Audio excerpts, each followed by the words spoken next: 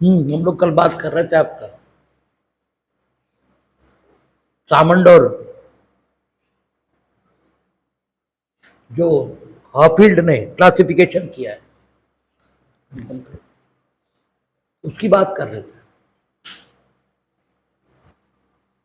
तो हम लोग बात कर रहे थे आपका हॉफील्ड और सामंड के क्लासिफिकेशन पर। हॉफील्ड ने थोड़ा मॉडर्न क्लासिफिकेशन ये दिया था,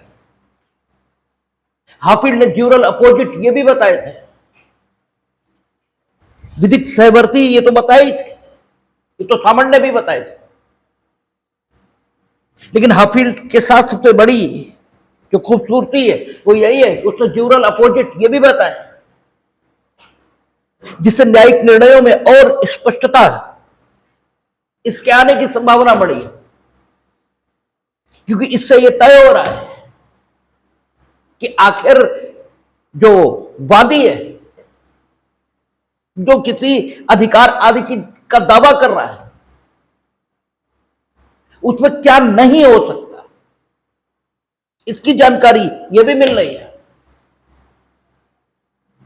यानी जैसे कोई वादी किसी अधिकार की बात कर रहा है तो सहवर्ती कर्तव्य होगा, लेकिन ड्यूरल अपोजिट उसका अधिकारहीनता है,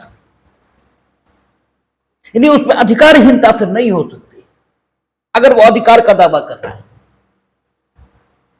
अगर कोई वादी विशेषाधिकार का दावा कर रहा है तो उसमें कर्तव्य यह नहीं हो सकता। इस प्रकार की स्थिति ड्यूरल अपोजिट के माध्यम से कोई अगर शक्ति अपने पास होने का दावा कर रहा है तो उसमें फिर निर्योग्यता यह नहीं हो सकती। कोई उन्मुक्ति का दावा कर रहा है तो उसमें दायित्व यह संभव नहीं है फिर। और विधिक सहवर्ती ये बता रहे हैं कि दूसरों में क्या होगा। हॉफील्ड कहता है कि अगर कोई अधिकार का दावा कर रहा है तो दूसरे में कर्तव्य होगा, कोई विशेषाधिकार का दावा कर रहा है तो फिर दूसरे में अधिकारहीनता होगी, कोई शक्ति का दावा कर रहा है तो दूसरे में दायित्व होगा, और कोई उन्मुक्ति का दावा कर रहा है तो दूसरे में निर्योग्यता होगी। इस ढंग की एक क्लासिफिकेशन ड्यूरल अपोजिट और प्लस विधिक सहवर्ती, ये क्लासिफिकेशन किसने, हॉफील्ड ने प्रस्तुत किया था। हॉफील्ड की विशेषता यह है कि उसने अधिकार को संकुचित अर्थ इससे बाहर निकाला, और समाज में जो अधिकार विभिन्न रूपों और विभिन्न वर्गों का पाया जा रहा है, उस विभिन्न रूपों और विभिन्न वर्गों के अधिकारों को भी उसने विशेष नामों से पहचाना। उसने अधिकार संकुचित अर्थ में और अधिकार विस्तृत अर्थ में दोनों व्याख्याएं की। उसने अधिकार शक्ति, विशेषाधिकार, उन्मुक्ति इस रूप में भी पहचाना है। इससे पूर्व क्या हो रहा था, इससे पूर्व हमेशा अधिकार का सहवर्ती कर्तव्य यही ढूंढने की कोशिश होती थी, विशेषाधिकार भी होता था तो भी कहा यह जाता था दूसरे में कर्तव्य है। जबकि अगर आपके पास विशेषाधिकार है तो दूसरे में कर्तव्य उस तरह का, जिस तरह का कर्तव्य अधिकार सामान्य अर्थों में आपके पास अगर होता है तो जिस ढंग का कर्तव्य दूसरों में होता है उस ढंग का कर्तव्य आपका विशेषाधिकार होने की दशा में यह नहीं होता। आपको उदाहरण दिया गया था, आप कहते हैं मैं स्वतंत्रता का विशेषाधिकार है, हम जो चाहें तो व्यापार कर सकते हैं और जिसके साथ चाहें व्यापार कर सकते हैं। आपकी बात कंप्लीटली ठीक नहीं है, क्योंकि आप जिसके साथ चाहें तभी तक व्यापार कर सकते हैं जब तक वो भी आपसे व्यापार करना चाहे। अगर वो व्यापार नहीं करना चाहता तो आप ये नहीं कह सकते कि हमें विशेषाधिकार है व्यापार करने का। किसी के भी साथ। ये विशेषाधिकार तभी कहा जा सकता है जब दूसरे में अधिकारहीनता हो। ठीक है, क्योंकि विशेषाधिकार का सहवर्ती अधिकारहीनता है। हां, दूसरे में अधिकारहीनता है, वो मना ही नहीं कर सकता। आपके द्वारा व्यापार किए जाने की मांग किए जाने पर कोई कानून है, कोई कारण है, केवल इसी तथ्य स्थिति के लिए विशेषाधिकार शब्द का प्रयोग यह हो सकता है। लेकिन हाफिल्ड और सामंत इससे पूर्व यह तथ्य स्थिति, इस तथ्य स्थिति के लिए भी अधिकार शब्द का प्रयोग यह हो रहा। इसलिए बुद्धिमत्तापूर्ण कथन विधिक समस्याओं का यह नहीं हो पा रहा, और जब कथन ही नहीं हो पा रहा तो उस समस्या के सुलझने की कोई उम्मीद यह होती नहीं। विशेषाधिकार ये एक प्रकार का हक आपको देता है, लेकिन दूसरे में अधिकारहीनता हो तभी यह हक आपको मिलता है। क्यों? क्योंकि विशेषाधिकार का सहवर्ती अधिकारहीनता है और विशेषाधिकार का ड्यूरल अपोजिट ये कर्तव्य है। यानी दोनों बातें एक साथ आपको देखने को मिलेंगी। जहां पर विशेषाधिकार होगा वहां दोनों बातें एक साथ देखने को मिलेंगी। आप में विशेषाधिकार है तो दूसरे में जो कुछ होगा वो क्या होगा? अधिकारहीनता। और आप में विशेषाधिकार, इसके साथ साथ क्या, ठीक है, क्या रहेगा? आप में कर्तव्य का अस्वीकरण है, यह होगा। आप में कर्तव्य नहीं हो सकता। क्यों? क्योंकि आपको विशेषाधिकार है और विशेषाधिकार का ड्यूरल अपोजिट कर्तव्य ये है। तो विशेषाधिकार जिन तथ्यों से मिलकर बन रहा होगा उनसे ठीक विपरीत तथ्य ये आप में निवास नहीं कर सकते, क्योंकि कर्तव्य उन तथ्यों के विपरीत तथ्यों का नाम इस दशा में समझा जाएगा जबकि आप किन्हीं तथ्यों के आधार पर विशेषाधिकार का दावा करते हैं। समस्या में इस बात को समझने की कोशिश करेंगे तो अधिक अच्छी तरह समझ में आएगा। आप विशेषाधिकार ये मांग रहे हैं, आप कहते हैं मेरे मकान में घुसने का बी को कोई राइट नहीं है, मेरा विशेषाधिकार है। क्यों? क्योंकि हम अपने मकान के स्वामी हैं। मकान के स्वामित्व के कारण ये मेरा विशेषाधिकार है कि प्रत्येक व्यक्ति जिसमें बी इंक्लूड है मेरे मकान से बाहर रहे। इसका मतलब आपका विशेषाधिकार है कि आप अपने मकान में प्रवेश करेंगे, ये आपका विशेषाधिकार है। ठीक है, तो आपका विशेषाधिकार किन तथ्यों से मिलकर बन रहा है? मकान में प्रवेश करने के तथ्यों से मिलकर बन रहा है। मकान में प्रवेश करने के तथ्यों के ठीक विपरीत तथ्य जो है वे इस दशा में कर्तव्य कहे जाएंगे। जो मकान में प्रवेश करने का तथ्य है इसके ठीक विपरीत जो तथ्य है उसे कर्तव्य कहा जाएगा। यानी आप में मकान में प्रवेश करने का विशेषाधिकार है तो आप में मकान में प्रवेश न करने का कर्तव्य हो ही नहीं सकता। अब अगर कोई है जो आपको मकान में प्रवेश करने से रोकता है, इसके मतलब गलत वो है, न्याय निर्णय में मदद मिलती है। ठीक है, अगर ये शिकायत कर रहा है कि मेरे अधिकार का वायलेशन हुआ है तो इस सूरत में न्यायालय को क्या समझना चाहिए? इस सूरत में न्यायालय को समझना चाहिए कि भले ही कहा यह गया है कि अधिकार का वायलेशन हुआ है, लेकिन वास्तव में कहा यह जा रहा है कि विशेषाधिकार का वायलेशन हुआ है। क्योंकि अगर विशेषाधिकार का वायलेशन नहीं है और फिर कोई रोक रहा है आपको कहीं जाने से, तो हो सकता है वो गलत न भी कर रहा हो। भाई ये भी संभव है।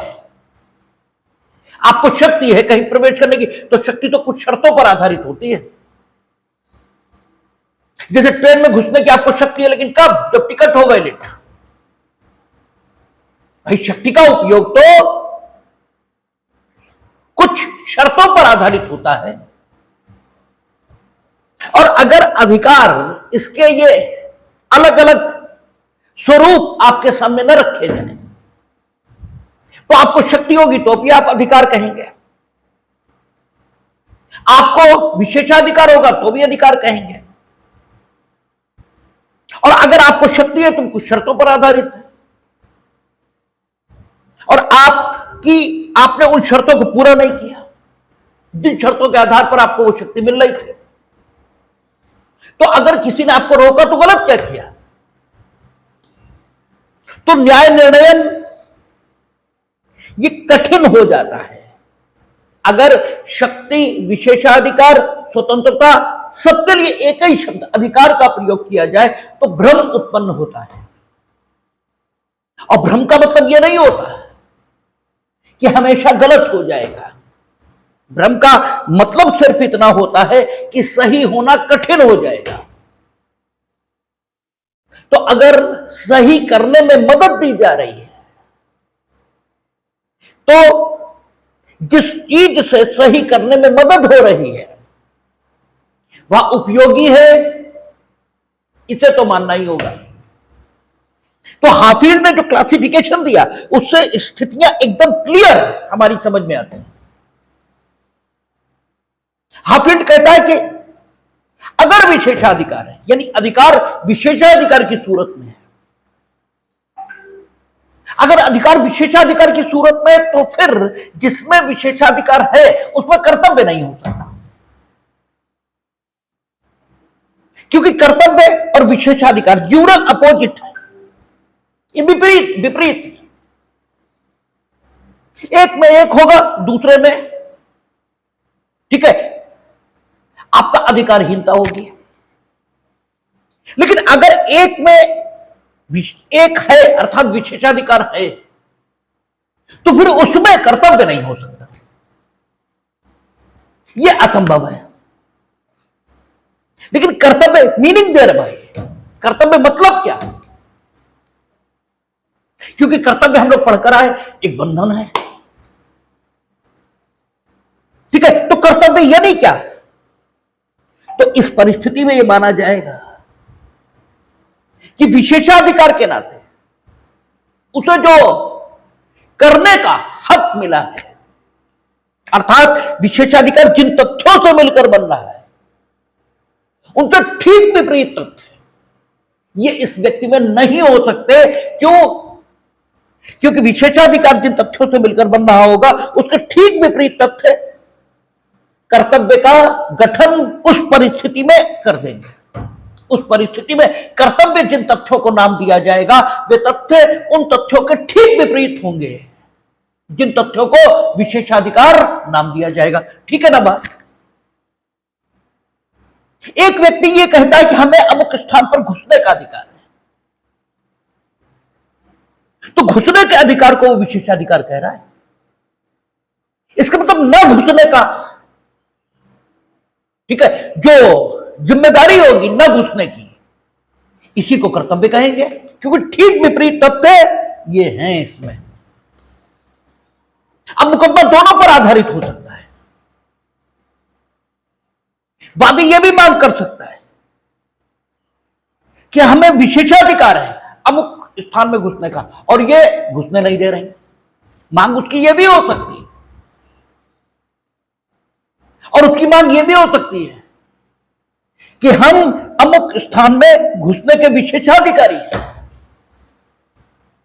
और हम अमुक स्थान में हैं, ये हमें निकाल रही। बातें तो दोनों हो सकती हैं, ठीक है ना। अब ये अगर निकाल रही है हमें और उसका विशेषाधिकार है तो फिर इनके निकालने का कृत्य गलत है। क्यों? अगर विशेषाधिकार है उसमें तो उसमें फिर कर्तव्य हो ही नहीं सकता, और कर्तव्य इस दशा में विशेषाधिकार जिन तथ्यों से मिलकर बनेगा उससे ठीक विपरीत तथ्यों को कहेंगे अगर उसमें विशेषाधिकार है। ठीक है, तो अगर ये निकालना ही तो गलत ये करना ही। ठीक है, और वो ये भी कह सकता है। ठीक है, क्यों इनका निकालना गलत क्यों? क्योंकि एक तो वो कर्तव्य के अधीन नहीं निकलने के, और दूसरा इनमें क्या है? अधिकारहीनता। क्योंकि विशेषाधिकार का सहवर्ती क्या होगा? अधिकारहीनता। तो इनमें तो अधिकारहीनता है और वो स्वयं किसी कर्तव्य के अधीन है नहीं। तो विशेषाधिकार को ठीक ढंग से समझने के लिए, बिल्कुल एक्यूरेट समझ लेने के लिए हमें यह जानना ही होगा कि उसका ड्यूरल अपोजिट क्या है और उसका सहवर्ती क्या है। क्योंकि अगर कोई निकाल रहा है तो गलत कर रहा है, क्योंकि अगर वाकई विशेषाधिकार है तो सीधी बात है दूसरों में अधिकारहीनता है और स्वयं वो किसी कर्तव्य के अधीन नहीं है। हां, ये भी कर सकता है वो कि वो किसी से संविदा कर ले। ठीक है, और ये दायित्व तो अपने ऊपर ले ले कि हम अपनी भूमि पर घुसेंगे या नहीं घुसेंगे। ठीक है, अब उसने अपने ऊपर घुसने या न घुसने का कर्तव्य यह भी अधिरोपित कर लिया, लेकिन यह कर्तव्य वैसा नहीं है जैसा होता अगर संविदा उसने न की होती। वैसा नहीं, क्योंकि संविदा के माध्यम से उसने अपने मन से, ठीक है, अपने ऊपर यह कर्तव्य अधिरोपित किया। तो इस कर्तव्य की जो विषय वस्तु है, ठीक है ना, इस कर्तव्य, क्योंकि कर्तव्य की विषय वस्तु क्या होती है, अधिकार की विषय वस्तु क्या होती है, हम लोगों ने देखा है। कर्तव्य की विषय वस्तु में कहता है कि वो आदेशित काम जिसे करने के लिए आदेशित किया गया वही कर्तव्य की अंतर्वस्तु, वही अधिकार की अंतर्वस्तु ये होती है। ठीक है ना, तो यहां अगर संविदा के माध्यम से उसने अपने लिए कोई कर्तव्य उत्पन्न किया है तो वह कर्तव्य की जो अंतर्वस्तु है वह विशेषाधिकार की अंतर्वस्तु से संगत है, विशेषाधिकार की अंतर्वस्तु से वह विरोध में नहीं है।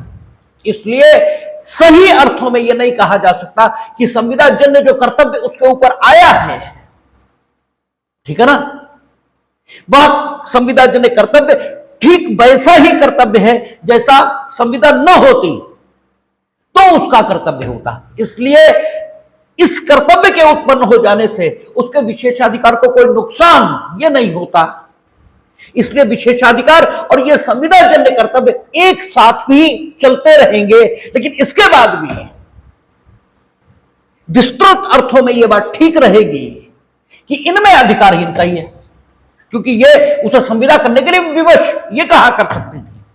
ठीक है ना, ये विवश तो नहीं कर सकती थी। तो इन ब्रॉड टर्म्स, विस्तृत अर्थों में यह बात एकदम ठीक रही कि विशेषाधिकार अगर किसी में है तो उसमें कर्तव्य यह नहीं हो सकता। ठीक है, विस्तृत अर्थों में फिर भी यह बात एकदम सही है, और विस्तृत अर्थों में यह भी सही है कि अगर किसी में विशेषाधिकार है तो दूसरे में अधिकारहीनता होगी। और ये जब क्लियर कॉन्सेप्शन होता है तो चीजों को डिसाइड करने में बड़ा आसानी ये होती है। फैक्चुअल सिचुएशन में जिसे अधिकार कहा गया है वो अधिकार ही है या विशेषाधिकार है। ठीक है, ये आपने देखा था state of Rajasthan versus union of India, उसमें माननीय उच्चतम न्यायालय ने यही कहा था कि यहां राज्यों को जो अधिकार है वो विशेषाधिकार की सूरत का है, और चूंकि विशेषाधिकार की सूरत का है इसलिए केंद्र में अधिकारहीनता है, और इसलिए no any letter can not be written. ठीक है, कोई पत्र नहीं लिखा जा सकता, और लिखा गया है तो अनाधिकार चेष्टा हुई है। ठीक है, केंद्र ये नहीं कहेगा कि सब 355 में हमें अधिकार है कि हम ये सुनिश्चित करेंगे कि वहां जो अधिकार है वह कहता है शक्ति की प्रकृति का है। जब कॉन्स्टिट्यूशनल प्रोविजंस के मुताबिक न चल रही हो तब वहां जो केंद्र को हक है वो कैसा है, शक्ति की सूरत का है। एक शर्त पूरी होगी तब केंद्र उसका उपभोग करेगा, ठीक है ना। यहां जो राज्य का अधिकार है ये विशेषाधिकार की सूरत का है,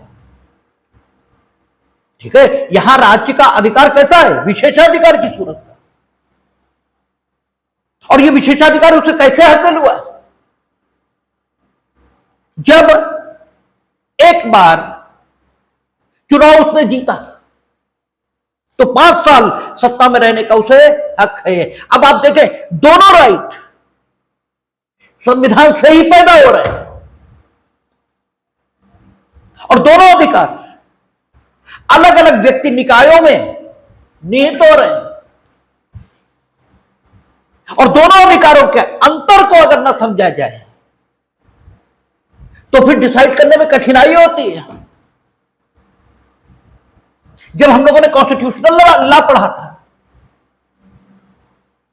तो इस विषय को समझने में दिक्कत हो रही थी कि बात तो केंद्र की भी सही है। भाई जब चुनाव हुए हैं अभी और उन्हीं वोटर्स ने, क्योंकि जो लोकसभा में वोट कर रहे हैं वही विधानसभा में कर रहे हैं, नगर निकायों की निर्वाचक नामावली ये अलग होती है लेकिन लोकसभा और विधानसभा की निर्वाचक नामावली तो एक ही है। तो जब उसी निर्वाचक नामावली से चुनाव हुए और अभी आप बुरी तरह हारे हैं, ठीक है, तो कॉन्स्टिट्यूशनल स्पिरिट तो वाकई ये कहती है कि you must resign from the office और you must get a fresh mandate. लगता है ऐसा तो केंद्र की बात गलत नहीं लगती, लेकिन केंद्र की बात अगर मान ले तो अव्यवस्था यह पैदा होती है। और निर्वाचन का सिद्धांत यह भी है कि अगर किसी विषय पर अभिव्यक्त प्रावधान यह मौजूद है तो आप अन्य प्रावधानों का इस प्रकार निर्वचन नहीं करेंगे कि एक अभिव्यक्त प्रावधान ये विफल हो जाए। इसी को हार्मोनियस कंस्ट्रक्शन ये कहते हैं। जब अभिव्यक्त प्रावधान मौजूद है कि एक बार चुनाव जीतने के बाद 5 वर्ष ये सत्ता में रहेंगे, तो ऐसी दशा में 355 या 356 इसका ऐसा अर्थान्वय जो इस प्रोविजन को विफल कर दे, ये कैसे किया जा सकता है? ये तो निर्वाचन के सिद्धांतों के खिलाफ है। और इस परिस्थिति में दोनों की बातें ठीक लग रही हैं और यही जस्टिस कोक इंग्लैंड में एक बार मुकदमा डिसाइड कर रहे थे तो इंग्लैंड के राजा ने उनसे कहा कि आप लोग मेरे नाम पर डिसाइड करते हैं कि सम्राट ये चाहते हैं, सम्राट ये चाहते हैं, जबकि हमसे तो पूछते तक नहीं है, हम ही डिसाइड करें। तो जस्टिस कोक ने कहा आप डिसाइड कर नहीं सकेंगे और राजा खुद सारे काम करता भी नहीं है, उसके कर्मचारी होते हैं वो करते हैं सारे काम। आप राजा हैं, आपके नाम से होगा सारा काम, लेकिन उन्होंने कहा नहीं हम ही करेंगे। फिर वो बैठे डिसाइड करने तो डिसाइड कर ही नहीं सके क्योंकि दोनों पक्ष जो कुछ कह रहे हैं दोनों में सच नजर आ रहा है और इसके बाद डिसाइड करना है सही क्या है। ये एक न्यायिक मस्तिष्क वही समझ सकता है सही क्या है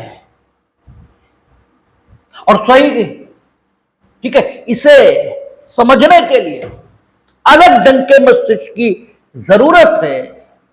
इसीलिए आप आईएएस हो सकते हैं, आप कुछ भी हो सकते हैं, लेकिन आप जज या वकील नहीं हो सकते। वो समाज का सबसे विद्वत वर्ग है। यहां तो आपको दोनों पक्ष सही नजर आएंगे, केंद्र भी सही कह रहा और राज्य भी सही कह रहा। अब यहां हाफिल्ड जैसे लायर, क्योंकि हाफिल्ड भी लायर है, हमने कहा था लायर की डेफिनेशन में वकील ही नहीं होते, जज, ज्यूरिस्ट, वकील, लॉ स्टूडेंट और लॉ टीचर सब होते हैं। हाफिल्ड लायर है, वो दो अधिकारों में भेद पैदा कर रहा है। वो कहता है कि समाज में अधिकार उसी स्वरूप में नहीं पाया जाता जिस स्वरूप के तथ्य समूह के लिए अधिकार शब्द का प्रयोग हो जाता है।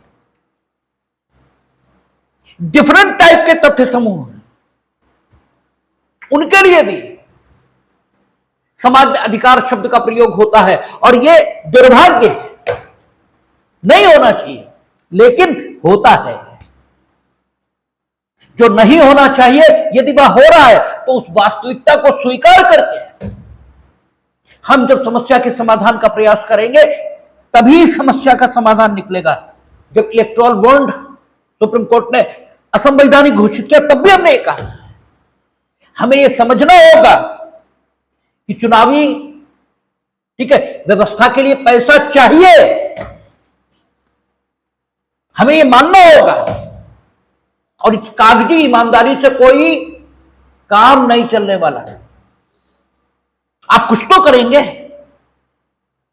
कोई पॉलिटिकल पार्टी हो, उसे चलाने के लिए पैसे चाहिए, कहां से आएंगे पैसे?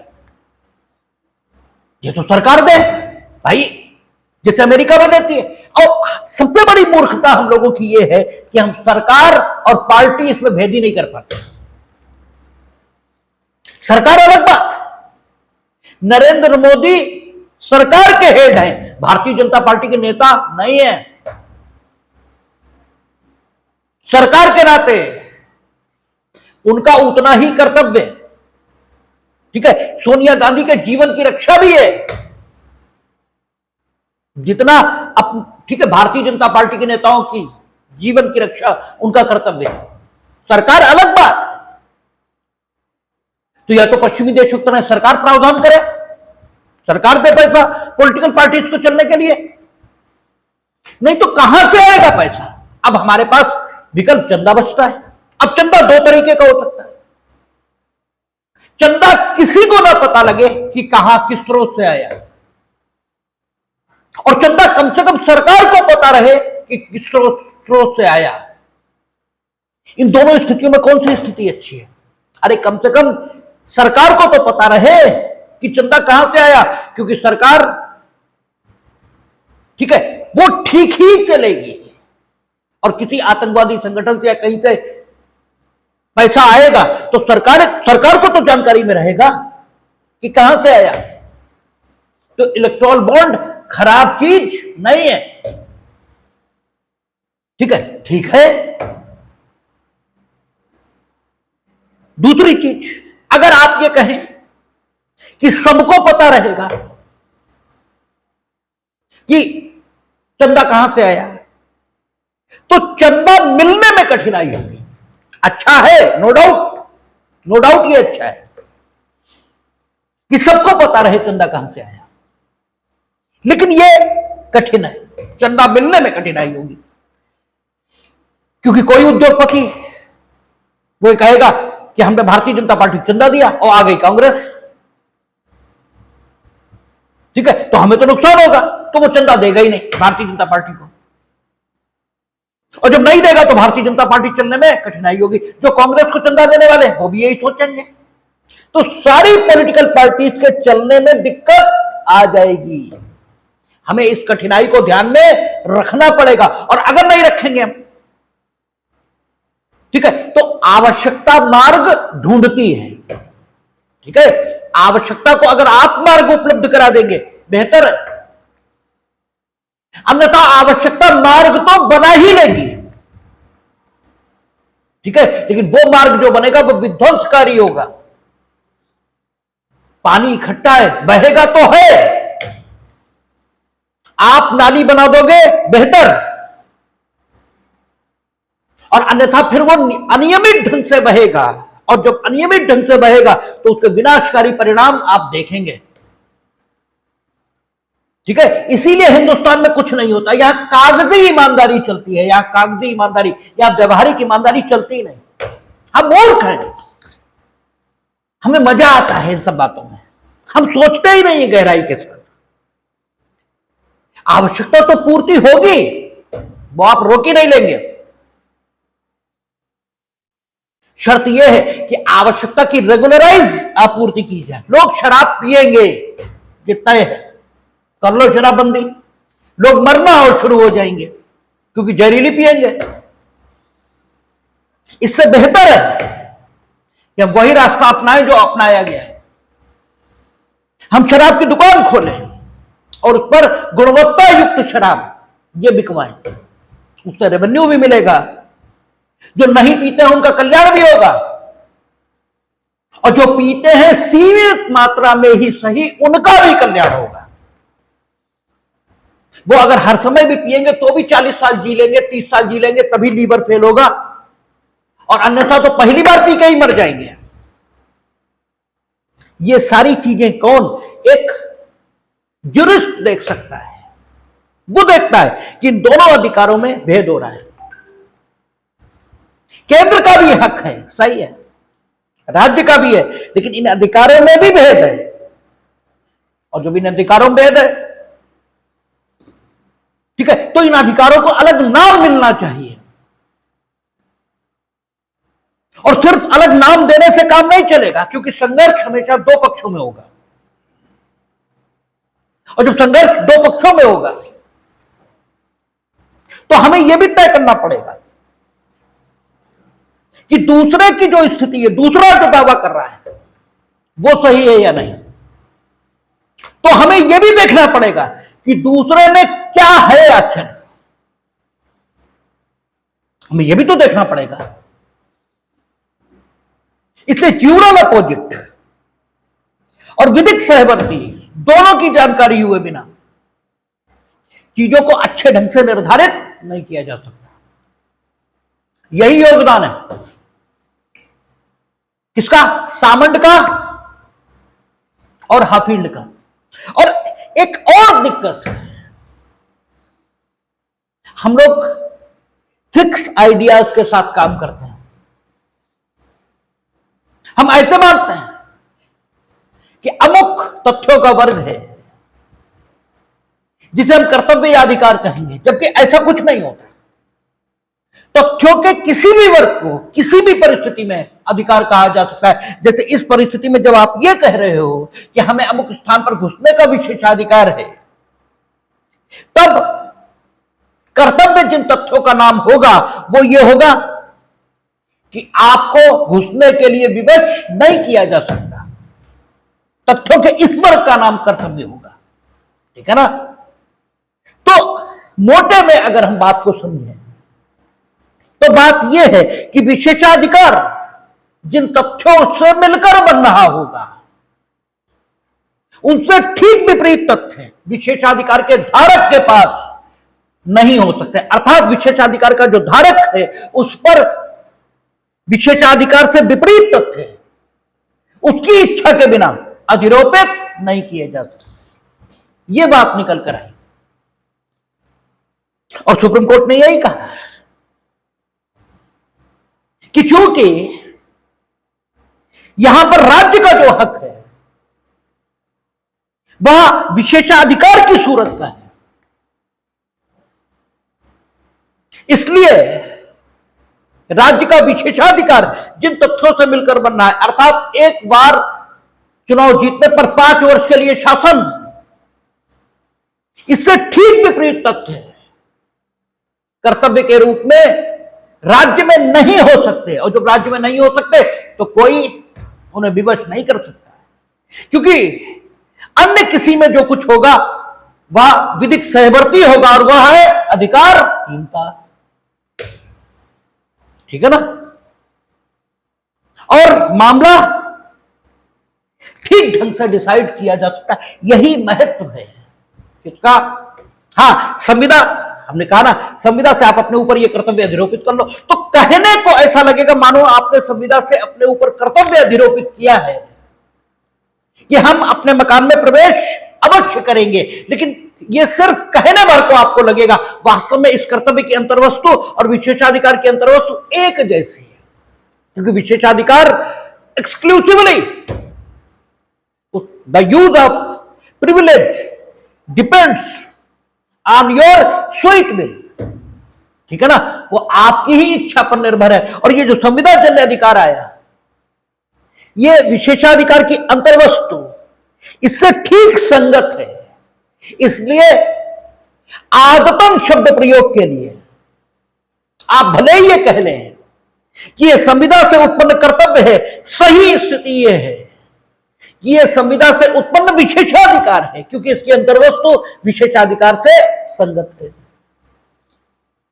और अभी भी आप में अधिकारहीनता ही है, क्यों? वो संविदा करने के लिए आपसे विवश नहीं है, ठीक है ना।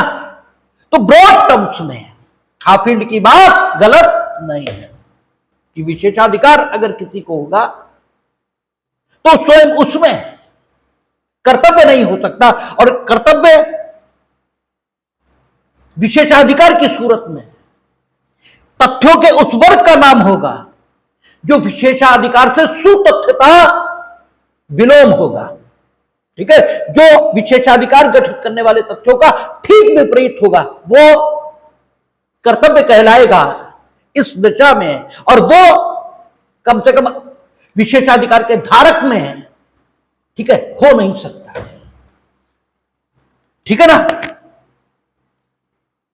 और समाज में जो कुछ होगा वो अधिकारहीनता होगी। अधिकारहीनता एक निगेटिव शब्द है, ठीक है, इसमें कोई तथ्य ये होगा ही नहीं, लेकिन मजबूरी है कि इस सिचुएशन को हम अधिकारहीनता के अलावा कोई और नाम दे ही नहीं पा रहे, जैसे वो कि अवयस्क की संविदा शून्य होती है, ये हम कहते हैं, जबकि ऐसा नहीं होता। क्यों? अवयस्क की संविदा होती ही नहीं, क्योंकि अवयस्क संविदा सक्षम था ही नहीं, ठीक है ना। तो विशेषाधिकार और ये अधिकार जब हम विभिन्न स्वरूपों में देखते हैं, तब हमें पता लगता है कि हाफिल्ड ने क्या दिया है समाज को। हम कहते हैं अमुक स्वतंत्रता है, अरे कहां है स्वतंत्रता? क्योंकि सामंत जिसको स्वतंत्रता कहता है, विशेषाधिकार कहता है,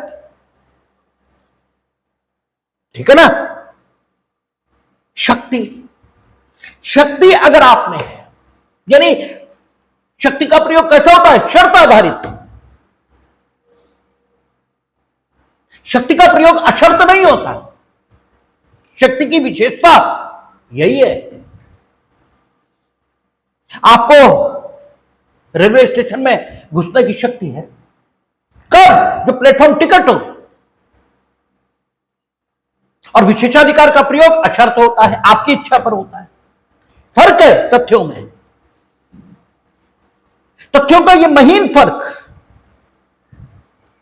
कम से कम उन लोगों को जरूर देखना चाहिए जो वकील होने का दावा करते हैं, जो जज होने का दावा करते हैं, क्योंकि उन्हें विद्वान लकब ये इससे संबोधित किया जाता है। उनका लकब विद्वान है। तो कोई भी लकब यूं ही हासिल नहीं होता भाई। किसी भी लकब को हासिल करने के लिए कठोर श्रम ये करना पड़ता है। तो आपको कम से कम दिखना चाहिए कि शक्ति की सूरत में जब अधिकार होगा, विशेषाधिकार की सूरत में जब अधिकार होगा, अधिकार जब उस सूरत में होगा जिसे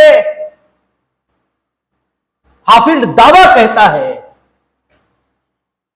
ठीक है, तब अंतर क्या होंगे ये तो दिखाई देना चाहिए, ठीक है ना। तो आपका जब शक्ति की सूरत का अधिकार होगा तो शक्ति की सूरत में अधिकार शर्तों पर आधारित होगा। अधिकार होगा नो डाउट, बट शक्ति की पूर्ति जरूरी है। और अगर किसी में शक्ति है तो उसमें फिर निर्योग्यता हो ही नहीं सकती। शक्ति है, इसका अर्थ है यह निकला कि जब शक्ति होगी ही शर्त आधारित, तो आपने शर्त पूरी कर दी तभी तो शक्ति है, अन्यथा शक्ति हो ही कैसे सकती है। भाई शक्ति है, यह स्टेटमेंट अपने में डिनोट करता है कि आपने उन शर्तों की पूर्ति कर दी है जिनके आधार पर शक्ति मिलने वाली है, अन्यथा शक्ति हो ही कैसे सकती है। ठीक है, तो और जब उन शर्तों की पूर्ति हो गई, शक्ति आ गई, ठीक है, फिर दूसरे में जो कुछ होगा वो दायित्व तो होगा और आप में निर्योग्यता ये हो ही नहीं सकती। आप में निर्योग्यता फिर नहीं हो सकती क्योंकि आप शक्ति हासिल कर चुके हैं। आप कहते हैं इनने हमें रोका ही क्यों, मेरे पास तो टिकट था। ठीक है ना, अब टिकट था, इनवैलिड था, अलग बात हो गई। लेकिन आप इनफैक्ट क्या कह रहे हैं, इनफैक्ट कह रहे हैं कि इनमें क्या है, दायित्व है कि ये हमें न रोके और हमें निर्योग्यता हो ही नहीं सकती। जब हमारे पास टिकट था हम क्यों नहीं प्रवेश करेंगे, हमें निर्योग्यता थी ही नहीं, आप ये कह रहे हैं। और यहां निर्योग्यता जिस तथ्य समूह को नाम दिया जा रहा है वह तथ्य समूह उस तथ्य समूह के ठीक विपरीत है जिसे शक्ति नाम दिया जा रहा है। भी ठीक विपरीत तो न कहें, बल्कि शक्ति जिस तथ्य समूह का नाम, ठीक है, उत्पन्न हो रहा है जिस शर्त की पूर्ति पर, निर्योग्यता, ठीक है, उस शर्त शक्ति की पूर्ति कर दिए जाने के कारण जिस तथ्य समूह को उत्पन्न कर रही है, ठीक है, उसे ठीक विपरीत तथ्य समूह का नाम है। ऐसे कह लें तो बात ज्यादा ठीक लगती है और कम से कम समझने लायक जरूर हो जाती है कि निर्योग्यता और शक्ति के बीच क्या संबंध है। जब आप उस तथ्य समूह को संतुष्ट कर देते हैं जिसके आधार पर शक्ति के रूप में आपको अधिकार प्राप्त होता है, ठीक है, तब वो तथ्य समूह जो कि उस शर्त को पूरा न करने पर मौजूद होता है, उसके मौजूद होने की कल्पना की ही नहीं जा सकती। बस इसी तथ्य स्थिति का नाम निर्योग्यता है। ज्यूरिस्प्रूडेंस आपको यही सिखाता है। शब्द मतलब क्या, आप रोज निर्योग्यता का अर्थ भिन्न भिन्न तथ्य परिस्थितियों में अलग अलग होगा, क्योंकि निर्योग्यता ये अस्तित्व में तब आएगी जब दूसरे में शक्ति हो, या निर्योग्यता का विचार ही तब किया जाएगा जब दूसरे में शक्ति हो। और निर्योग्यता उस दशा में उस तथ्य समूह को समझा जाएगा जो तथ्य समूह विद्यमान होता यदि उस तथ्य समूह की आपूर्ति न की गई होती जिसके आधार पर शक्ति पैदा हुई है। ठीक है, कोई दिक्कत नहीं है, कोई दिक्कत नहीं है। ठीक है, विधिक सहवर्ती और विधिक विलोम को याद करने में कोई समस्या ही नहीं, बस समझ लेना है चीजों को। कई बार शक्ति क्या होता है, ऐसे तथ्य या तथ्य समूह को भी कहते हैं जो किसी मानव की संकल्प शक्ति के नियंत्रण के अधीन ना हो, मानव की संकल्प शक्ति के नियंत्रण के अधीन ना हो। मीनिंग क्या है भाई, वह तथ्य और तथ्य समूह जिसकी संतुष्ट किए जाने पर शक्ति नाम की ताकत, शक्ति नाम का अधिकार आपको मिलेगा। उसका पूरा करना या न करना ये आपकी ताकत पर निर्भर ना हो, आपकी इच्छा पर निर्भर ना हो, इस दशा को भी शक्ति कहा जाता है। जैसे आप में उत्तराधिकारी हो जाने की शक्ति है, लेकिन आप में उत्तराधिकारी होने की ये जो शक्ति है ये जिस तथ्य या तथ्य समूह के अस्तित्व में आने पर उत्पन्न होगी वो तथ्य या तथ्य समूह अस्तित्व में लाना आपकी शक्ति के, आपकी संकल्प शक्ति के अधीन नहीं है। आप संबंधित व्यक्ति की हत्या करने का,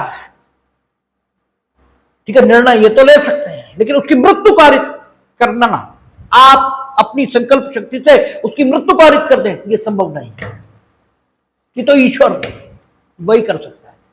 यानी शक्ति जिस तथ्य समूह के संतुष्ट होने पर उत्पन्न होती है, उस तथ्य समूह को अस्तित्व में लाना कई बार मानव की अपनी संकल्प शक्ति के अधीन होता ही नहीं।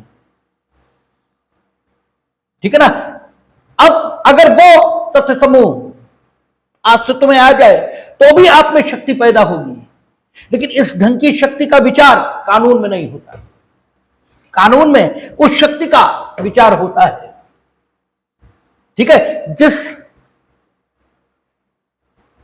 जिस शक्ति को मानव अपनी संकल्प शक्ति से उत्पन्न कर सकता है, अर्थात वह शक्ति जो ऐसे तथ्य समूह के अस्तित्व में आने पर उत्पन्न होती है जिसे मानव अपनी संकल्प शक्ति से उत्पन्न कर सकता है, उसी शक्ति का विचार होता है। क्योंकि कानून में हम मानव के अधिकार इस पर विचार करते हैं, और शक्ति जिस अधिकार का नाम वो आप उत्पन्न कर सकते हैं, ठीक है, किन्हीं शर्तों की आपूर्ति पर। ठीक है, शर्त वो भी तो तथ्य समूह ही है भाई। टिकट खरीदना ये भी तो तथ्य है, ठीक है ना। तो टिकट खरीदकर आप क्या करते हैं, एक शर्त की आपूर्ति करते हैं, यही तो करते हैं। और शर्त की आपूर्ति करके आप एक तथ्य समूह को अस्तित्व में लाते हैं, और उस तथ्य समूह को आप अस्तित्व में अपनी संकल्प शक्ति से लाते हैं। हम खरीदेंगे इसलिए खरीदा, ठीक है ना। तो जब कानून में हम उन शक्तियों की चर्चा करते हैं जो उन तथ्य समूहों की संतुष्टि पर आधारित है, जिन तथ्य समूहों को मानव अपनी संकल्प शक्ति से अस्तित्व में ला सकता है, उन्हीं को हम शक्ति का नाम कानून की दुनिया में देते हैं। अगर बिल्कुल रिफाइंड शब्दों में बोले तो शक्ति एक ऐसे तथ्य समूह का नाम है जो एक ऐसे तथ्य समूह के अस्तित्व में आने पर उत्पन्न होता है। यह शक्ति एक ऐसे अधिकार का नाम है जो ऐसे तथ्य समूह के अस्तित्व में आने पर उत्पन्न होता है, जिस तथ्य समूह को अस्तित्व में लाना मनुष्य की अपनी संकल्प शक्ति पर निर्भर है। यह शक्ति की डेफिनेशन बनेगी, ठीक है ना। और अगर यह शक्ति आप में निवास कर रही है तो आप में निर्योग्यता नहीं हो सकती, क्योंकि निर्योग्यता उस तथ्य समूह के अस्तित्व में न होने का नाम है, जिस तथ्य समूह के अस्तित्व में आ जाने पर शक्ति के रूप में अधिकार पैदा होता है। वो हो ही नहीं सकता। मजा आता है जुरिस्प्रूडेंस में, बिल्कुल हवा में बात चलती है और हवा में बातों को समझाना है।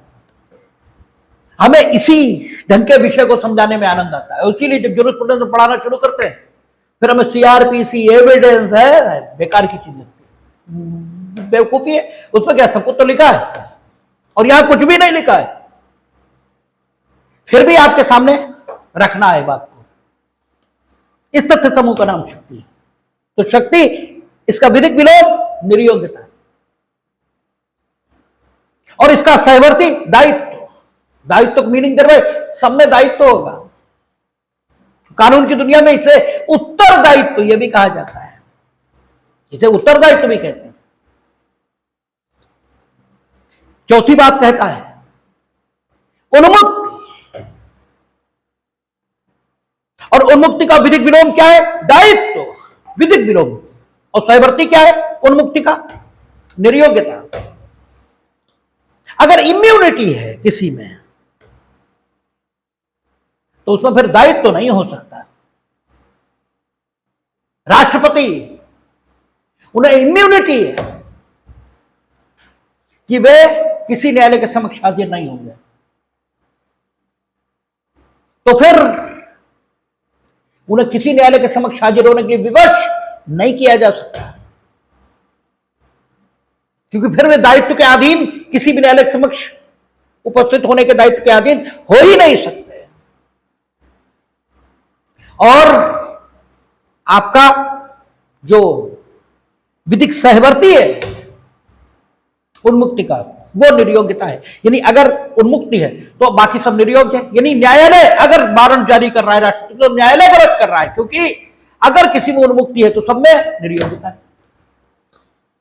ये डिसाइड करना आसान हो जाता है कि कौन सही कौन गलत, ज्यूरल अपोजिट, और इसकी यही इसका मूल्यांकन है। आपसे कहा जाता है क्या दिया सामंड और हाफील्ड ने, तो सामंड और हाफील्ड ने जो मानकीय विकल्प एक जज के सामने उपलब्ध होते हैं, मानकीय विकल्प मीनिंग दर में स्टैंडर्ड कि इसे जो कुछ प्राप्त है विशेषाधिकार है, अधिकार है, शक्ति है, उन्मुक्ति है, क्या है, इन मानकीय विकल्पों को शाब्दिक भ्रम इससे मुक्त कर दिया। तो उन तथ्य स्थितियों को सामने रख दिया जिन तथ्य स्थितियों के आधार पर अधिकार को विभिन्न सूरतों में बांटा जा सकता है। ठीक है, तो जो विकल्प अधिकार के रूप में न्यायालय के समक्ष हो सकते हैं उनको शाब्दिक भ्रम इससे मुक्त किया है, और इससे न्यायिक भाषा में सुधार हुआ है। न्यायिक भाषा में सुधार हुआ, न्यायालय को निर्णय देने में सहायता मिली, अपीलेट कोर्ट को निर्णय देने में सहयोग कि लोअर कोर्ट ने सही किया गलत किया, उसमें विशेषाधिकार था, तो फिर इसमें कर्तव्य हो ही नहीं सकता। अगर लोअर कोर्ट ने ऐसा कुछ डिसाइड किया, गलत किया, ठीक है ना, तो ये इनका योगदान है। आलोचना सबकी होती, कमी सब में रहती है। आप विशेषकर विशेषाधिकारों को लेकर बहुत आलोचना हुई, क्योंकि यह कहा कि अगर विशेषाधिकार है तो कर्तव्य नहीं हो सकता। यही तो कहा, जबकि गलत है। संसद का विशेषाधिकार है कि कानून बनाए, उसी का कर्तव्य भी है कि विशेषाधिकार कानून बनाए। भाई कहते हैं ना कि कानून की जरूरत संसद बनाती क्यों नहीं, कर्तव्य तो कहां है, विशेषाधिकार है तो दूसरों में, आप यही तो कह रहे हो कि ड्यूरल अपोजिट है, जिसमें विशेषाधिकार है उसमें कर्तव्य नहीं हो सकता। कहां है कर ड्यूरल अपोजिट, उसमें विशेषाधिकार भी है, कर्तव्य भी है। ठीक है ना, विशेषाधिकार हमेशा, ठीक है, कर्तव्य, क्योंकि ड्यूरल अपोजिट आप कह रहे हो ना कि विशेषाधिकार है तो कर्तव्य हो ही नहीं सकता, और दूसरों में हमेशा अधिकारहीनता होगी, यही तो कह रहे हो आप। ठीक है, आप ये कहते हो कि मेरा विशेषाधिकार है कि हमें अपने विरुद्ध साक्ष्य देने के लिए विवश नहीं किया जा सकता, मेरा विशेषाधिकार है, तो आप में कर्तव्य ये हो ही नहीं सकता। लेकिन क्या ये माना जाए कि आपका कर्तव्य नहीं है कि आप जो है, ठीक है, आपका विशेषाधिकार, आपके विरुद्ध साक्ष्य देने को हम विवश नहीं कर सकते, लेकिन नैतिकता क्या कहती है, आपको साक्ष्य नहीं देना चाहिए अगर आप निर्दोष हो। तो अगर आप, ठीक है, हम आपसे पूछ नहीं सकते, आप बता दोगे तो क्या बुराई है, बताओ। ठीक है, फिर आप ये कहते हो कि विशेषाधिकार अगर किसी में है तो दूसरों में अधिकारहीनता होगी। संसद की बहसों में ये विशेषाधिकार है कि जो कुछ कहेंगे वहां पार्लियामेंटेरियंस, ठीक है, उनके लिए उन पर कोई मुकदमा ये नहीं चलाया जा सकता। लेकिन इस बात को अधिकारहीनता हम कहें, ये उचित नहीं लगता, ये यूं कहें ये एकदम ठीक नहीं लगता, बल्कि हम ये कहें कि उन्हें उन्मुक्ति है मुकदमे से, ये ज्यादा ठीक लगता है। अगर शब्द प्रयोग हम करें और आपसे हमसे बिल्कुल एप्रोप्रिएट वर्ड छाटिए इस तथ्य स्थिति के लिए कि जो कुछ पार्लियामेंट में कहा गया उसके लिए कोई मुकदमा ये नहीं चलेगा, इसके लिए अप्रोप्रिएट वर्ड ये उच्चारित करिए। तो इसके लिए अप्रोप्रिएट वर्ड आप चुनेंगे, वो ये चुनेंगे कि उन लोगों को उन्मुक्ति प्राप्त है, कि वे जो कुछ वहां कहेंगे उसके लिए कोई मुकदमा ये किसी भी न्यायालय में नहीं चलेगा। ठीक है, मानहानि अधिकार ठीक है ना, उन्हें पूर्ण। तो इसके लिए, इस तथ्य स्थिति के लिए आप उपयुक्त शब्द हम आपसे कहेंगे तो आप उन्मुक्ति शब्द का प्रयोग करना ज्यादा उचित समझेंगे बनिस्पत अधिकारहीनता के। यानी विशेषाधिकार ऐसे भी हो सकते हैं जिनमें विधिक सहवर्ती उन्मुक्ति ज्यादा एप्रोप्रिएट लगे बनिस्पत अधिकारहीनता के। और जब आप सैद्धांतिक रूप से किसी बात का प्रतिपादन करते हो तो आपसे एकदम ठीक की उम्मीद की जाती है। यद्यपि सैद्धांतिक रूप से भी एकदम ठीक का प्रतिपादन सिर्फ ईश्वर कर सकता है, लेकिन फिर भी सिद्धांत की आलोचना तो होगी। यह सही है कि सिद्धांत का प्रतिपादक बड़ा आदमी या उसके बड़प्पन में इससे कोई कमी नहीं आती, ये सही है, लेकिन फिर भी सिद्धांत के प्रतिपादक को ठीक है एकदम ठीक तो नहीं कहा जा सकता। अगर कोई कमी ये दृष्टिगोचर ये हो रही, ठीक है ना। तो आप देखेंगे कई बार विशेषाधिकारों की विधिक सहवर्ती उन्मुक्ति ज्यादा एप्रोप्रिएट दिखाई देती बनिस्पत अधिकारहीनता की, ठीक है। लेकिन इससे हाफिल्ड या सामंड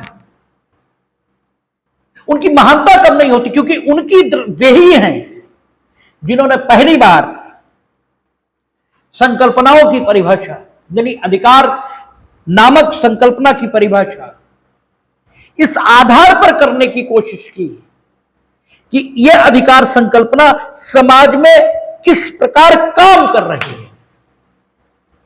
इस अधिकार की संकल्पना समाज में किस किस प्रकार की तथ्य स्थिति में काम कर रही है, और समाज में वो जिस जिस प्रकार की तथ्य स्थिति में काम कर रही है, तो काम करने के तरीके के आधार पर अधिकार को विभिन्न नाम देना, ये शुरुआत उन्होंने की, ठीक है ना।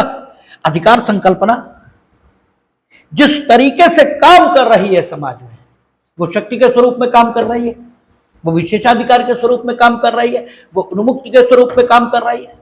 तो काम कर फंक्शनल आधार पर, कार्य के आधार पर तथ्य स्थिति का नामकरण, ठीक है, ये करने का काम हाफिल्ड और सामंड इन्होंने किया। इसलिए इनका महत्व है, और इससे इनका महत्व तो कम नहीं हो जाता। डायस ने इसको और आसान बनाया है। 8 चीजें हैं, चाहे सामंड हो और चाहे भाई हाफिल्ड, उनने ड्यूरल अपोजिट और बढ़ा दिए। अदरवाइज अधिकार तो 4 ही उन्होंने छाटे, और 4 उसके विधिक सहवर्ती, यानी टोटल 8 हुए, ठीक है ना। तो इन्होंने क्या किया, 2 चतुष्कोण बना दिए डायस में। एक में उन्होंने लिखा अधिकार विशेषाधिकार, ठीक है, डायस ने, या सामंड के भाषा में कहें तो स्वतंत्रता, विशेषाधिकार को स्वतंत्रता कहते हैं। इनके विधिक सहवर्ती, ठीक है, विशेषाधिकार का सहवर्ती कौन सा है आपका, अधिकारहीनता, ठीक है ना। विशेषाधिकार या स्वतंत्रता का सहवर्ती अधिकारहीनता, और उधर अधिकार का सहवर्ती कर्तव्य। अब इन्होंने एक लाइन हाफिल्ड ने कैसी खींची, वर्टिकल कैसी होती, ऊर्ध्वाधर यानी ऊपर से नीचे, और हॉरिजॉन्टल लाइन किसे बोलते हैं, क्षैतिज, जो ऐसे खींची जाती है, और तिरछी लाइन ऐसे, ठीक है ना। अब इधर लिखा है इन्होंने अधिकार, इधर लिखा विशेषाधिकार।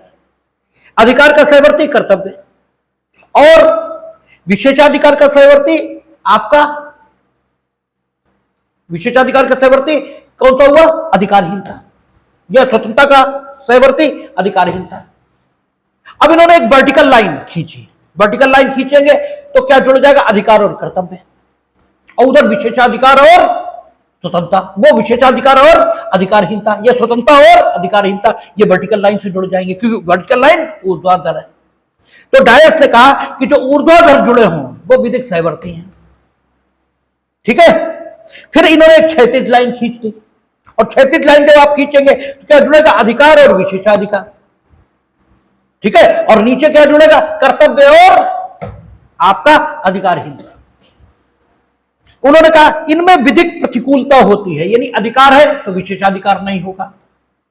इनमें अधिकार और विशेषाधिकार प्रकृति में एक दूसरे से प्रतिकूल है, क्योंकि अधिकार सर्वनिष्ठ होता है, सबको प्राप्त होता है, और विशेषाधिकार व्यक्तिनिष्ठ होता है। यह भी अंतर है, और यह भी हाफिल्ड के क्लासिफिकेशन का एक लाभ है कि इससे लोकलक्षी और व्यक्तिलक्षी अधिकारों के वर्गीकरण में सहायता मिली है, क्योंकि अधिकार लोकलक्षी स्वरूप का होता है, और जो आपका विशेषाधिकार है, यह व्यक्तिलक्षी प्रकार का होता है। लोकलक्षी और व्यक्तिलक्षी क्या होता है बताएंगे, बात करेंगे। लेकिन लोकलक्षी और व्यक्तिलक्षी अधिकारों में भेद करने में मदद यह भी मिली है हाफिल्ड के क्लासिफिकेशन से। इक्विटेबल राइट्स और लीगल राइट, क्योंकि लीगल राइट सर्वनिष्ठ होते हैं, वे अधिकार जिसे हाफिल्ड अधिकार कह रहा है उस सूरत के होते हैं, और सामयिक अधिकार कैसे होते हैं, या इक्विटेबल राइट्स कैसे होते हैं, जिसे वो विशेषाधिकार कह रहा है उस सूरत के होते हैं। ठीक है ना। तो इस ढंग के अधिकारों के वर्गीकरण में भी मदद हाफिल्ड से मिली है। ठीक है ना। तो अधिकार और विशेषाधिकार इन्हें क्षैतिज लाइन से जोड़ दिया, यानी हॉरिजॉन्टल लाइन इससे जोड़ दिया, और जो हॉरिजॉन्टल से जोड़ा तो इनमें यह दर्शित हो रहा है कि इनमें विधिक प्रतिकूलता है, अर्थात अधिकार लोकलक्षी होगा तो विशेषाधिकार कैसा होगा? व्यक्तिलक्षी। ठीक है ना। ये और फिर तिरछी लाइन से भी जोड़ा। तिरछी लाइन वो ड्यूरल अपोजिट को दिखा रही है, यानी उधर अगर अधिकार है तो फिर जब तिरछी लाइन से जोड़ेंगे तो क्या जुड़ेगा? अधिकारहीनता, क्योंकि तिरछी लाइन से तो विशेषाधिकार के नीचे जो लिखा है वो जुड़ेगा ना, तो तिरछी लाइन से अधिकार और अधिकारहीनता जुड़ गए, ये ड्यूरल अपोजिट। विशेषाधिकार और कर्तव्य जुड़ गए, ये ड्यूरल अपोजिट। ऐसे ही उधर कर लिया। ठीक है। वर्टिकल लाइन, तिरछी लाइन और हॉरिजॉन्टल। हॉरिजॉन्टल यह दिखा रही है कि सहवर्ती क्या है, तिरछी यह दिखा रही है ड्यूरल अपोजिट क्या है, और आपका सॉरी वर्टिकल यह दिखा रही है कि सहवर्ती क्या है, हॉरिजॉन्टल यह दिखा रही है कि नेचर में प्रतिकूलता है, और तिरछी लाइन यह दिखा रही है ड्यूरल अपोजिट क्या है। डायस ने उसे और आसान कर दिया। ठीक है। और उन्होंने सारी बात को दो वर्गों में बांट दिया, यानी वैसे आपको क्या करना पड़ रहा है? हाफिल्ड का ड्यूरल अपोजिट और हाफिल्ड का क्लासिफिकेशन ये अलग अलग दिखाना पड़ रहा है। ठीक है। दो टेबल आपको बनानी पड़ रही है, और डायस ने एक ही टेबल में दो चतुष्कोण कर दिए, और दोनों को हॉरिजॉन्टल और वर्टिकल लाइन से जोड़कर ड्यूरल अपोजिट, विधिक प्रतिकूलता, ठीक है, और विधिक सहवर्ती सब एक साथ दिखा दिया। और हाफिल्ड से एक कदम और आगे जाकर विधिक प्रतिकूलता यह भी दर्शित करने में सफलता यह अर्जित कर ली हॉरिजॉन्टल लाइन के सहारे। ठीक है ना। ये डायस का, ठीक है, डेवलपमेंट है हाफिल्ड के क्लासिफिकेशन में। तो हाफिल्ड और सामंड इन लोगों ने विधिक क्षेत्रों को या कानून की दुनिया में सुधार, इसका प्रतिपादन किया, इसका सूत्रपात किया, और आपका यह संभव बनाया कि अधिक स्पष्टता के साथ अधिकारों की बात यह सामने रखी जा सके। इससे पहले इतनी स्पष्टता के साथ अधिकारों की बात नहीं हो पा रही थी। अब अधिकारों के विभिन्न प्रकार, लोकलक्षी अधिकार, व्यक्तिलक्षी अधिकार, ठीक है, विधिक अधिकार, सामयिक अधिकार, ठीक है, सकारात्मक अधिकार, नकारात्मक अधिकार, स्वसंपत्तिक अधिकार, परसंपत्तिक अधिकार। जो सांपत्तिक अधिकार होते हैं इन्हें जिस नाम से जाना जाता है वो नाम क्या है? विल्लंगम। इसी को विल्लंगम कहते हैं। जब ट्रांसफर ऑफ प्रॉपर्टी एक्ट हम लोगों ने पढ़ा खूब आया था ये शब्द विल्लंगम। और रोज टीपीए पढ़ लेते हैं आप, रोज विल्लंगम नहीं समझ में आता। यही ज्यूरिस्प्रूडेंस की उपयोगिता है, ये शब्दों को परिभाषित करता है। विल्लंगम का अर्थ होता है पर सांपत्तिक अधिकार, ऐसे अधिकार जो आपको दूसरे की संपत्ति में प्राप्त है और जो उस दूसरे के जो सामान्य अधिकार हैं अपनी संपत्ति पर, उनमें कमी ला रहे हैं। ठीक है ना? क्योंकि जब पर सांपत्तिक अधिकार होगा, आपको पर सांपत्तिक अधिकार है बंधक के रूप में दूसरे की संपत्ति पर। ठीक है, तो क्या हो रहा है? जो बंधक करता, ठीक है, जो बंधक करता है उसका जो सामान्य अधिकार है अपनी संपत्ति में, अर्थात बंधकग्रस्त संपत्ति में, उसमें कमी आ रही है। उसका सामान्य अधिकार तो यह है कि वो जैसे चाहे उपभोग करे और जब चाहे जिसको चाहे बेच दे, अंतरित कर दे। और जो बंधकदार है वो उसके इस सामान्य अधिकार में कमी ला रहा है कि अगर उसके बंधक धन की अदायगी नहीं होगी तो वो बेच देगा इनकी संपत्ति को। ठीक है ना? तो पर सांपत्तिक अधिकार, इसी को विल्लंगम कहा जाता है। और विल्लंगम हमेशा क्या करेगा? जो संपत्ति का सामान्य स्वामी है उसके जो सामान्य अधिकार है संपत्ति पर, उनमें कमी ले आएगा। विल्लंगम एक पर सांपत्तिक अधिकार है। ये अधिकारों के प्रकार हैं। कल हम लोग पर्सनालिटी पर बात करेंगे और कुछ इस पर भी बात कर लेंगे। ठीक है, कि अधिकारों के विभिन्न प्रकार क्या क्या होते हैं और कैसे कैसे उत्पन्न होते हैं, क्या स्थिति है। बस बाकी अधिकार कमोवेश, अधिकार और कर्तव्य कमोवेश नहीं, अधिकांशता। कमोवेश तो का मतलब तो यह हुआ कि बहुत सारा बचा, नहीं, अधिकांशता या लगभग खत्म। केवल अधिकारों का प्रकार ये बचा है। इस पर कल चर्चा करके पर्सनालिटी पर बात कल हम लोग करेंगे।